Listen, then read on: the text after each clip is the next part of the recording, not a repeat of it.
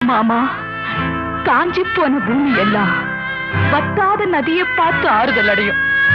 அந்த நதியே காஞ்சி போயிட்டா துன்பப்படுறவங்க எல்லாம் அவங்க கவலைய தெய்வத்துக்கிட்ட முறையிடுவாங்க.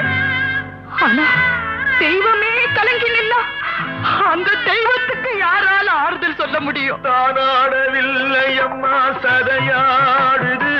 அது தந்தை என்றும் பிள்ளை என்றும் விளையாடுது.